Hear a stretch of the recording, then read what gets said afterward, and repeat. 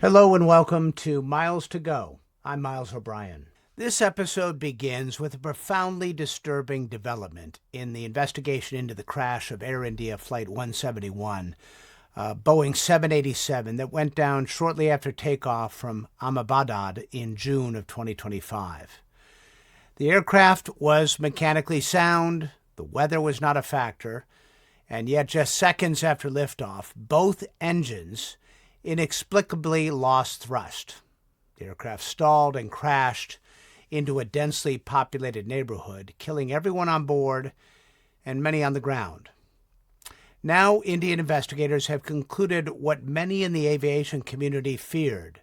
The engine fuel control switches were manually moved to the cutoff position by human hands, a deliberate act. The ultimate betrayal of the trust that exists between flight crews and the flying public. This kind of tragedy hits the aviation world especially hard. We are a community that relentlessly analyzes failures and searches for a mechanical flaw or a procedural mistake, something tangible that can be corrected to make flying even safer. But in this case, we're left staring into the inscrutable realm of the human psyche. To help me try to understand all of this, I'm joined this time by Les Abend. He is a veteran airline pilot, now retired, more than 3 decades with American Airlines, flying all sorts of Boeing aircraft. You might recognize him as a contributing editor to Flying Magazine, or you might have seen him on CNN or other networks as he tries to demystify the world of aviation for a broad audience. We talk candidly about this one, the sadness that surrounds it, and try to unpack and try to really see if we can get a handle on something that is almost inexplicable. Les, it's always good to see you. Let's talk about a report that's kind of tough to talk about, first and foremost. This is the Aircraft Accident Investigation Board of India. And I'd like to say right at the outset here, it's worth pointing out that they should be saluted for their honesty and candor in this case. In what we're about to talk about is very delicate issue, and historically, a lot of international investigation accident boards have been reluctant to deal with this particular issue. Yeah, you and I, worked together a little bit on MH370 in 2014, and what kind of the initial chaos was just awful. They didn't have the infrastructure set up for Annex 13, the ICAO rules. So the fact that what I like about this investigation is that they're just not throwing out little tidbits. They're doing the organizational protocol that's required for an accident investigation, but not denying where the evidence is leading them. Put it that way, and that has Correct. happened in the past. Correct. I agree. I think they're being forthcoming with it. It's not coming out fast, but that's very typical of most methodical, well done investigations. Okay, so I've got the report up here. Let's just run through some of the basics before we get to the key points here. Basically, walk us through it. You're putting this all together for people. It's a 787. The incident occurred on June 12th. 230 passengers, 10 cabin crew, 2 flight crew. Anything that stands out to you about the conditions at the airport, the weather, anything like that strikes you? It really, as far as the weather's concerned, there was nothing significant. It was probably a hazy day the way I saw it. But beyond that, and it was a very hot and humid day, but there was nothing that was beyond the capability of a 787-8. And here we are, 787. This particular one was manufactured in 2013. It had total aircraft hours, 41,000. for people who don't understand, when you hear those numbers, I think people think, "Oh gosh, is that an old airplane?" That is really not the way to think about this, is it? No, it's.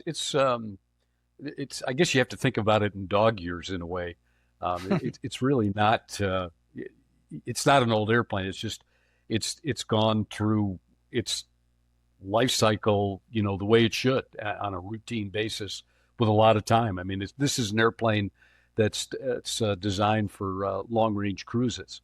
So that's why you see a lot of time, 41,000 hours. And honestly, that's not a whole lot of time. Even in this, if you consider 12 years has gone by. The GE engines are, reliable power plants. Nothing that would stand out on those. There's no indication that there was any maintenance issues of any kind, right? I think there was one write-up from the prior crew, but it was unrelated to this particular accident. There was something to do with a stabilizer annunciation that was on, but I think that was addressed. I think it was fixed. It didn't appear to have any active MELs, minimum equipment list maintenance issues. This is some pictures from the site. I mean, the aircraft was aloft for a short period of time. I think the crash occurred about a mile away from the airport. As you can see from this image on the left here, it's a very densely populated area, and unfortunately, a lot of casualties on the ground as a result of all that. There's the overhead view from a drone shot, I believe. You can see if how you go back, yeah. If you go back a little bit, Miles, so that first building very at the top of your screen, this one here, that's the major impact, and then the collateral damage happened, further towards your bottom of the screen. Those buildings there, it's just amazing how far those parts of that airplane continued, even with all those obstacles. Yeah, so we got right engine here, right wing, the aft section, the vertical stabilizer or tail. Left engine was here, center tank, right wing. Anyway, it's just terribly sad when you consider. I think people were having a lunch break outside, that kind of thing. And this is how it arrived in the sort of the angle of attack when it struck building A, which is this building here. Correct. Now, so going through, I thought it, one of the things as we get into okay, so we got the machine, no issues that we can see with the machine, no issues that we can see with the environment, except that it was kind of a hot day, but there's no reason this 787 wouldn't have been able to get off the ground there, even in a so-called density altitude situation. They had enough runway. So now it gets down to the crew.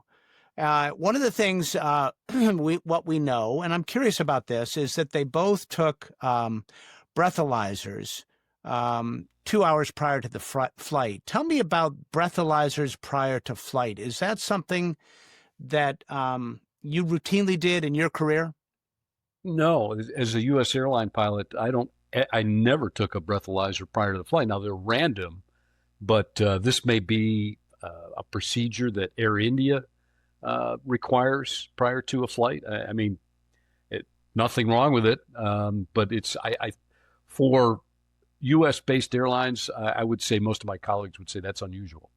Okay, so but whatever the case, they took the breathalyzer less than 2 hours prior to flight, and no issues there. The captain, 56 years old, Sumit Sabharwal. I'm just going to get this wrong. Sumit Sabharwal. 15,000 hours of flight time, not quite a Les Abend, but a fair amount of experience. I think almost about half or even more than half of his time at the controls of a 787. So that's a lot of 787 time, isn't it? Yeah, I would say he's competing with a lot of U.S. captains. He's got a lot of 15,000 compared to some captains in the U.S. Might be a little less, but it's experience. He's an experienced captain, and a lot of time on the equipment.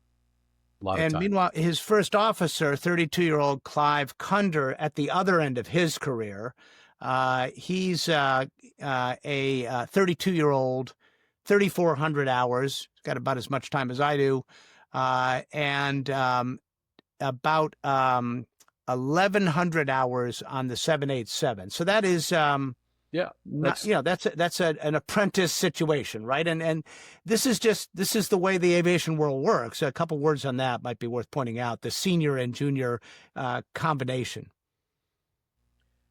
true. Very often it does, but I'd say 1,100 hours. Once you get past the first 500, you start to get comfortable with a particular aircraft. When you get to 1,000, you really start to know that airplane. So he's at a stage where it's a natural flow for him flying the airplane. 1,100 hours is a good amount of time. So you wouldn't put this as there's no sort of dangerous experience gap here that you would look at. I do know that in this case he is not an ATP, air transport pilot. Why don't you, a couple words on that? And I know this is a somewhat controversial issue here in the United States. After the crash in Buffalo, the rules were changed to require all airline pilots of an aircraft like the 787 to be ATPs. Walk us through that a little bit, and if that should be an area of concern here. Yeah, well, that was a very interesting time because we had the Miracle on the Hudson, where Jeff Skiles and Chesley Sullenberger landed in 2009 on the Hudson River with a lot of experience and a lot of time, and we know what the outcome was. It was not a miracle. It was a professional flight crew that did well. The contrast was what you just referred to, that accident in Buffalo, and that pointed out some of the lack of experience that should have been there, both with the captain and the first officer. So that led to the legislation by Congress that anybody that flies on a Part 121 carrier, which basically means a commercial airliner, they have to be in the right seat even with an airline transport certificate. Now, there are graduations of how much flight time you need to have that certificate. We've got into the restricted. We won't go down into the weeds on all that. But at the end of the day, what you have to have an airline transport certificate to sit in that right seat. And what that said to the flying public was, okay, that airline transport certificate is the epitome of pilot licenses. And it says you've been through various steps to get here, to get that airline transport certificate, which required the flight time. And there's other things involved with it. But it says you have experience to be sitting in that right seat. Whereas in India, these folks can come to the United States if they care to train with us here, and they can be sitting in that seat at about 250 hours. Not necessarily a 787, but perhaps a narrow-body aircraft like an Airbus or a 737. But they can actually sit in the right seat without having that airline transport certificate. So with 1,100 hours, we're not going to put a lot into all that, I think. But all right, so we said weather, not a problem. One other issue that came up, which we forgot to address, was the issue of the fuel and fuel contamination. Whenever there's an incident like this, they immediately kind of check the fuel at the field to see, exactly what the Bowsers were pumping in. And typically, if there's a fuel contamination issue, it's more than one aircraft that's affected. So we can say, right. And I know they were able to sample some fuel that remained out of the aircraft. Apparently, there were small amounts. No indication of any problem with that. No indication of the airport fueling situation, correct. And as far as the airplane itself, I think they were there. I don't think they've got quite conclusive yet because of the samples were small. There wasn't much left in the way of fuel samples. So, but I don't think they're going to find a problem. Okay, so one of the first things I thought about when this happened was improper flap setting, perhaps, and I kind of went out on a limb in that, and I was wrong. And in this case, the proper setting would be 5 degrees of flaps. And apparently that was the case, right? Yeah, and the reason, I won't fault you for being wrong, Miles, because it's a good conclusion, or good speculation, I should say. It's tough. That airplane wing is so well designed. It's like a seagull wing, and you can't see that there would from the angle that famous video that's still being reviewed. You can't see that flap at the 5-degree setting because it blends in so well at the trailing edge of the wing. That is the ram air turbine. And that is a very significant piece of evidence, which leads us to the heart of the matter here. Let's talk about what the RAT is, first of all, and why it would be deployed.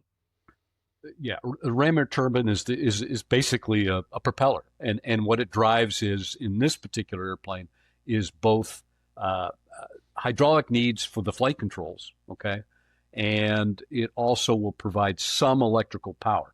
It deploys when it gets a loss of both engines, which is the case here. There are some other parameters that it will also deploy, but for our purposes here, it deployed because both engines had failed. And curiously here, the landing gear did not get stowed at the time you would expect. What are your thoughts on that? Would that, because of the dual engine failure, would that have been interrupted, or what do you think about that? Yeah, I think the dual engine failure had something to do with it, but what I think is interesting, a little bit of a controversy here, is because based on the tilt that you see in the picture that you have on the lower right-hand corner of your screen, the tilt of that gear would indicate that the gear was raised. That's what I hear from a lot of folks that are on the airplane. Is it kind of partially, like perhaps the gear went up and then the failure gear went up, occurred? and then you got the tilt, which allows the gear to go into the well. Right. So what it says is, hey, there was an attempt we normally say positive rate, gear up. So when they saw the positive rate, the gear handle came up, but because of the engine failure, that transition wouldn't allow hydraulic power to get to that gear right away as the engines were failing at that point. The getting them up is not something the ram air turbine can necessarily drive. They're primarily for flight controls. So once those engines were no longer operating, getting the gear up was not going to happen. Okay. So you have a dual engine failure, which is they're all one of the things that comes to mind. We've seen dual engine failures with bird strikes, no evidence of that. We've talked about fuel contamination. That was not the case. It's very difficult to come up with scenarios where both engines quit simultaneously, Right. except for what we've discovered here, right? I agree. And even, you brought up, a bird strike. The size of those engines, it would take a lot of birds for that to shut down both engines at the same time. Yeah, it's an unusual circumstance, Miles. So what the flight data recorders confirm, and what the cockpit voice recorder confirms as well, is that these two switches were put from run to cutoff. These are the fuel control switches for the two engines. Tell us when a flight crew touches those switches and how easy or hard it might be to inadvertently switch them. Sure. So in normal operations, the only time crews will touch those those fuel control shutoff switches is on start or on parking the airplane and shutting it down. Those are the only two times. And you refer to the difficulty. If you can't just move them up or down. So what you have to actually do is, and they're shown in the cutoff position, I believe. It's hard to see from my end. But what you have to do is to put them in the run position, say for start, is you have to actually pull those switches out against a spring tension, right? So you pull up, right? You have to pull up. Pull up, right? Uh-huh. And then bringing them over a latch and set them there. So for them to move by themselves, it would be virtually impossible unless something broke on those switches. So and we refer to them as ball bat switches. Ball bat switches. So it's a locked switch that requires kind of two actions: pull up and then move. Why, if it's such a sensitive switch and only used at the beginning and the end of the flight, help people understand why it's in such, that is a crucial piece of real estate there. Why is it there? Well, it's there for abnormal situations and emergencies based on the fact that if you have an engine fire, for instance, that is part of the procedure. You want to stop all the fuel going to that engine. So then is the time that you would actually use that. But it's difficult for that. It's difficult for that reason. There are other switches on the aircraft, mostly on the overhead panel, that have a guard over the top. It's a plexiglass clear thing, and it keeps you from actually hitting that switch and pressing it inadvertently. And this is sort of that situation, only because these are used also in normal operation. It's a different system, as we talked about with the ball bat situation. Okay. Does that make sense? Yeah, that makes a lot of sense. You don't want to do it inadvertently, and yet it also needs to be, right there if you need it. Because if you have an engine fire, you do want to cut the fuel off quickly. Correct, and both pilots have easy access to that switch. It's just a short reach over to that center pedestal area to grab those switches. All right, let's talk about the history of the switch, service bulletins. I know this switch has a lot of commonality throughout the Boeing 7 series, from the 7.3 on through the 7.8. Is there any reason to believe these switches have a difficulty and problem? They either malfunctioning spontaneously or that lock guard not working? Not that I'm aware of. I mean, there was, I think it was 2019, there was a service bulletin that might be a little bit relevant, but 2018, excuse me, that had something to do with the 7.3, 737 airplanes, but because it's the same essential switch position or switch itself, but it had to do with them not. There was a disengagement probably, but it was through the installation of those switches, not through regular operation. So it doesn't really seem, reading between the lines of this preliminary report, doesn't seem relevant at this point. Okay. So, but I've never, Miles, I've never experienced any problems with those switches. Right. On any airplane. So we're back to and the that crew. Yeah. Mm-hmm. So let's talk about where this. I'm sorry. Let's pick it up. Say it again. No, I was going to say, with reference to those switches, I've never had a problem. I've flown the 757, I've flown the 767, the 777. I've never had any problem with those exact switches. Okay. So let's go back to the crew here. This is where this investigation is headed, clearly. First of all, the cockpit voice recorder conversation is interesting. We don't know who's talking, but one pilot says, "Why did you, cut off the fuel?" Paraphrasing, and Right. The response was, "I did not." How do you interpret that one? It's curious. I mean, I guess deniability. I don't know. It's there might be a psychological aspect to it that if this indeed was a nefarious act, that that they were denying their nefarious act. It doesn't make sense to me because, as we now know, the digital flight data recorder has that switch being moved manually, physically, by someone. So to deny that, it makes no sense to me, Miles. All right. So let's just talk a little bit about who was doing what on this takeoff. Typically, airline crews alternate legs, pilot flying, pilot monitoring, PF, PM. In this case, Correct. The pilot flying was the lower time first officer. The pilot monitoring was the captain, who remains the pilot in command, right? Correct. Absolutely. Okay. Yep. So walk us through who's got their hands where and who's got responsibility on a takeoff rule. So we understand who might have been the one even close to those switches.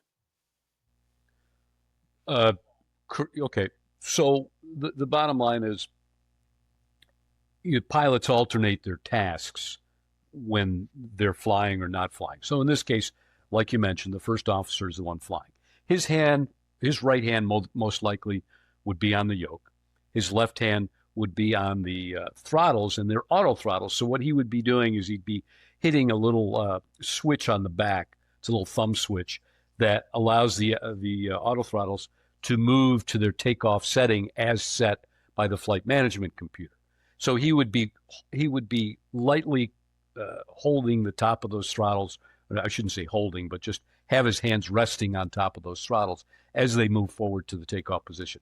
The captain would be monitoring that, probably looking forward at the ICAS screen, which would show the instrumentation if it was at the right setting. Make sure that's the case. And then the takeoff would proceed through the V speeds that would be called out. And right to the point of what we call VR, which is the rotation speed, which means the co-pilot would be pulling back on the yoke, maybe with one hand. Sometimes we do it with two hands, but he would be pulling back on the yoke, raising the nose of the airplane, and proceeding into that climb phase of the flight. Now, all right, keep going. Yeah. So from that point on, now once the airplane gets to its airborne logic, okay, and you see a positive rate of climb, that's a normal call out. Positive rate of climb, gear up. And that would be the captain's task. He's the pilot monitoring, and that's one of his tasks. The next one would be the flaps. That would also have been the captain's task, but that never happened, apparently.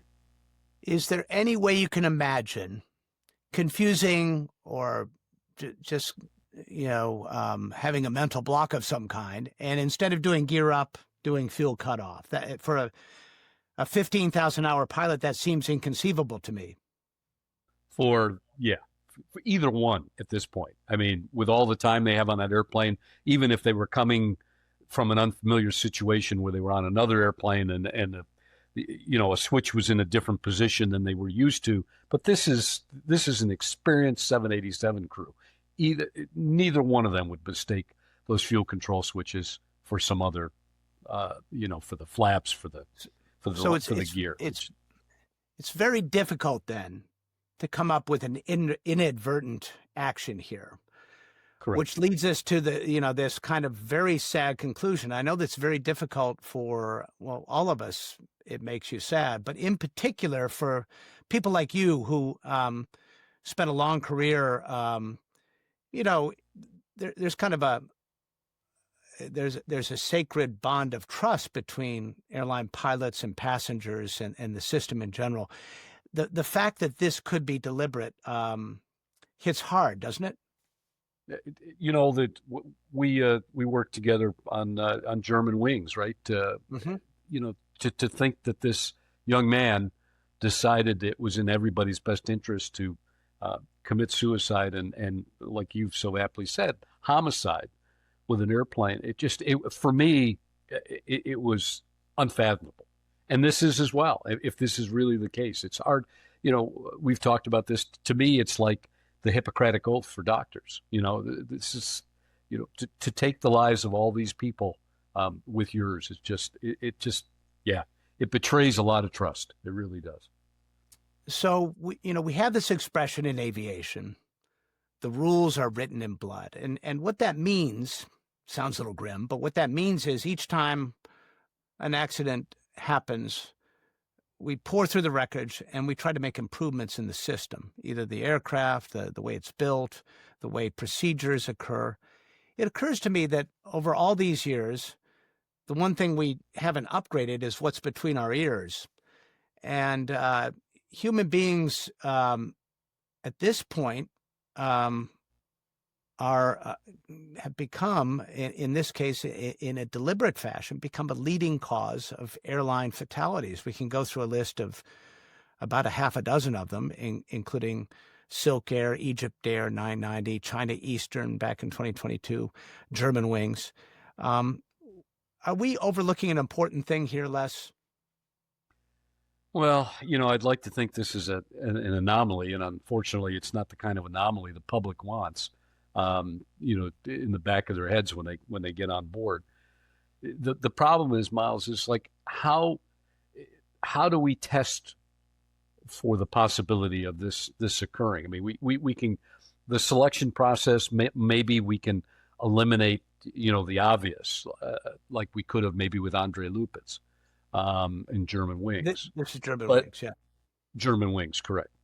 But beyond that, I mean, we all through our lives go through difficult moments. How we mentally handle those with our cognitive skills is different for everybody. And, is there depression? Yeah, we've got some depressed airline pilots. But, the FAA is now allowing treatment for that relative to drugs. But at the end of the day, how do we screen for one of these pilots, if this is indeed the case, to say, we can't let him fly today because he may get on that airplane and do exactly, what occurred in this tragedy. I don't know. I don't know how it can be done, to tell you the truth. There are no psychological exams built into the recurring Class 1 medical physical, No. right? I mean, essentially they ask you a couple of questions. How do you feel? And it's pretty cursory, right? I mean, it's worth pointing out that if you're an ATP flying for an airline, you're getting a checkup every 6 months. Right. And but they're checking your heart, they're checking pretty much everything but what's up here, right? And is that something that could be? Is that an opportunity that's being missed? Perhaps, but then you're going to turn your aeromedical examiner, into a psychologist, perhaps without any training. I'm sure that they get guidance on some things. You spend a little time with an individual taking blood pressures and doing all the basics and have a little conversation. But yeah, there's nothing specific. I don't know how that opportunity could be exploited, to tell you the truth. But I'm not a doctor. Typically, though, the system has relied on, kind of the apprentice system, senior people spending a lot of time sitting right next to the other person. And if there's a problem, in theory, that problem would surface. It would be detected. But there is this other factor that, no one wants to be, number one, doesn't want to volunteer in any way in a fashion that would ground them. And other pilots would be reluctant to do the same to another person, which would ultimately, be a career ender potentially. So it's a really difficult situation. It is. No pilot wants to say that they've got problems at home that's affecting them, in the air. It's because it's basically taking the paycheck away. That's one reason that it would be a difficult, exam per se that they could use. But I just don't even know how you could potentially screen for someone to prevent this situation. I just don't know how you can do it. Interesting that they did a breathalyzer test, which screened, for a specific item, but as far as maybe alcohol or drugs, but not for this. It's a little frustrating because I think those of us who care a lot about aviation want to look for what's the specific thing that went wrong? How do we fix it? This one's tough. It really is. It really is. And if this comes to fruition, that that this is true, that we're talking about, that this was a deliberate act by one of those pilots, it's betrayal. It's betrayal to the public. It's betrayal to the profession, that I retired from. It's a real tough one. It's a tough one. All right. So what's next? Will there be further reports soon, you think? Or it seems as if this will take a little while. It kind of turns into a different kind of investigation. Instead of looking at aircraft systems, they'll be trying to get inside the brain of two individuals. Yeah, I mean, we can tell that this is where it's going because the Accident Investigation Bureau in India, they're utilizing SMEs for other things, but there are two specific SMEs that they're using. One for aviation medicine. Explain SME. Explain that term. Yeah, the SME being system matter experts. Mm-hmm. So let's back up a little bit, because all in accident investigations pull in various experts, whether it's the engine maker, the aircraft, the system, the air traffic control, all this sort of thing. In this case, the specialists brought in are who? Yeah, well, you bring up an interesting point. I mean, these are the subject matter experts. I don't remember them specifically being named in an investigation. What you normally have is parties to the investigation. And when I say parties, you know what I'm talking about. We're talking about the aircraft manufacturer. We're talking about potentially unions, pilots unions, flight attendants unions, the engine manufacturer. These are parties to the investigation who are experts. But they specifically named these folks as subject matter experts for aviation medicine and aviation psychology, which says to me what direction they're going. I've never seen that necessarily in an investigation report. So, are they going to continue with the field investigation part? Yeah, absolutely. They at least in the States, the NTSB will put together the total timeline in a video with the transcript of the flight, together with the data analysis and what happened to the aircraft. So it's in one big video. So I think they'll work on that, so it gives you a good timeline on what may have occurred. But yeah. So what do you tell people who are already nervous about flying, given all the issues we've been talking about with air traffic control in this country? When you throw this into the mix, it just further frightens some people, doesn't it? What do you say to them? I tell them that this is an anomaly, that every profession does have people with some issues. No profession is immune from that. But at the end of the day, after a 34 career for me personally, I never flew with anybody that would do something on this nefarious basis. They'd call in sick. That the majority of us are stable, qualified, professional people that care about the folks that are in the back of that jet. Let's leave it at that. Les Abend, thank you very much for helping us understand what is a particularly sad, it's a sad story, period, but it seems to compound the sadness when we see where this investigation is headed. I agree. Good being with you, Miles. The truth revealed in this investigation is deeply unsettling, not because of a mechanical failure or a flawed procedure, but because of what it says about the human mind in crisis. In aviation, we place extraordinary trust in the people up front. And while these incidents are rare, they remind us that even the most carefully engineered systems can be undone by forces we don't fully understand and may never be able to predict. My thanks to Les Abend for joining me and trying to come up with some answers on a tough one.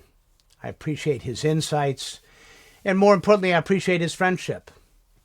If you liked what you saw or heard, I invite you to subscribe, leave a comment, and tell your friends. It's what keeps the conversation at altitude. I'm Miles O'Brien. Thanks for joining me on Miles to Go, and we'll see you next time.